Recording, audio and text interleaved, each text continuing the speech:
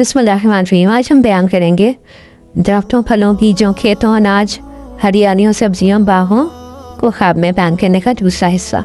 जौ को ख्वाब में देखना गेहूं से बेहतर है, ख्वाब को जौ ताज़ा हो या खुश्क हो, पका हुआ हो या भुना हुआ हो।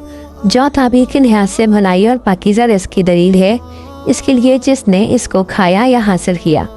हर किस्म के आटे की ताबीर जमा शुदा और काबिल इत्मीनान माल है, ख्वाह जौ का हो या गंदम का हो।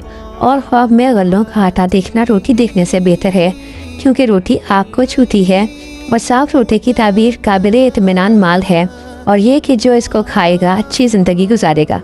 गूंधा हुआ आटा ख्वाब में देखना इस बात की दलील है कि इसकी नस्ल बढ़ेगी और इसके फलदार दरख्तों में ज़्यादा फल आएंगे।